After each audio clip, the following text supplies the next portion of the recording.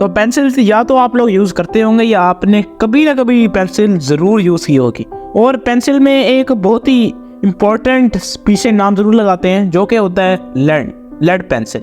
अब lead pencil का जो नाम है ये बिल्कुल ही इनअप्रोप्रिएट है, यानी कि लेड एक्चुअली एक ख़ास किस्म का मेटल है जो कि सबसे ज़्यादा भारी माना जाता है।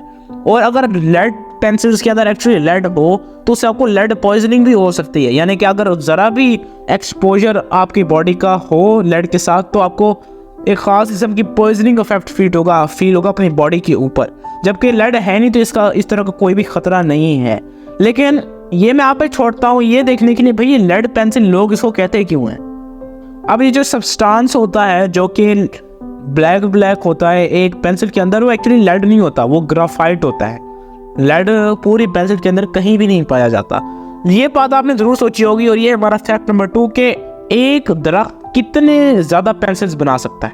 अब हमें पता है कि पेंसिल्स एक्चुअली वुड की बनती हैं, लेकिन अगर हम एक ट्री को देखें तो उसके अंदर हम कितनी पेंसिल्स मैक्सिमम बना सकते हैं।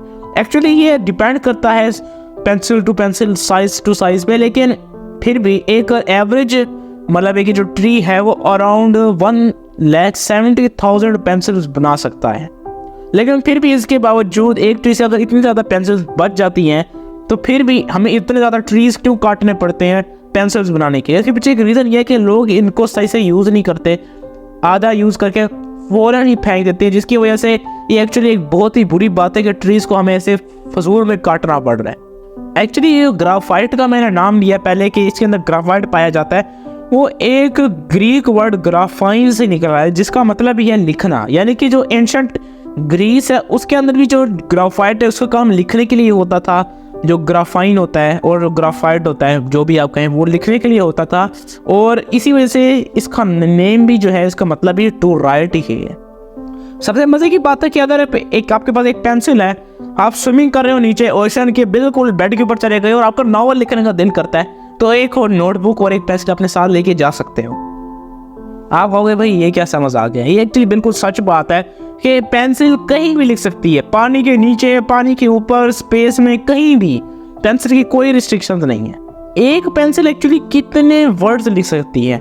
वैसे अगर माना जाए तो एक एवरेज पेंसिल जो है वो 45,000 वर्ड्स लिख सकती है, यानी कि एक नॉवल आप एक पेंसिल से ही लिख सकते हैं। लेकिन मैं गारंटी देता हूँ कि ना मैंने कभी इतना पेंसिल को यूज़ करके देखा है ना आपने कभी किया होगा।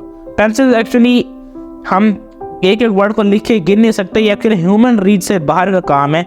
लेकिन एक थ्योरी और कही जाती है कि जो एक पेंसिल है भाई वो 35 माइल्स लंबी एक लाइन ले खींच सकती है। ये एक्चुअली कहा तो जाता है लेकिन कोई भी साइंटिफिक एविडेंस नहीं है, इसको अभी वैलिडेट करना रहता है इस थ्योरी को। तो ये शार्पनर हैं भाई जी पेंसिल के, वो एक्चुअली काफ़ी देर बाद निकले हैं। यानी कि जो पहले शार्पनिंग होती थी वो एक्चुअली एक एक्चुअल नाइफ से होती थी और ये बड़ा डेंजरस काम होता है। एक तो इससे कोई आपकी जो पेंसिल की टिप होती थी वो इम्प्रूव इतनी एफिशिएंसी के साथ नहीं होती थी जितनी पेंसिल शार्पनर कर सकते हैं। और दूसरा क्या आप अगर अपने आप को काट लेते हैं ना बार बार नाइफ से तो ये कोई आम कोई अजीब बात नहीं होती थी, क्योंकि उस ज़माने में ये आम सी बात है कि भाई पेंसिल को शार्प करते हुए मैंने अपने हाथ काट दिए। अब आज की पेंसिल ऐसी होती होंगी जो कि बिल्कुल ही गोल होती होंगी, यानी अगर आप वो कहीं भी रखते हैं तो कभी भी एक जगह नहीं रुकेंगी, हमेशा घूमती रहेंगी, कभी इधर गिर जाएंगी कभी इधर गिर जाएंगी। तो ये बड़ा मसला होता था। और इसके बाद ही जो डिज़ाइनर उन्होंने देखा कि पेंसिल की थोड़ी सी हेक्सागोनल या ऑक्टागोनल शेप बनानी चाहिए ताकि इसके अंदर एफिशिएंसी ज़्यादा बढ़े और ये बार बार जो है ये इधर उधर घूमे ना और तंग ना करे इंसानों को। दोस्तों आज हम अपनी वीडियो को यहीं ख़त्म करते हैं, अगली वीडियो में मिलेंगे, तब तक के लिए बाय।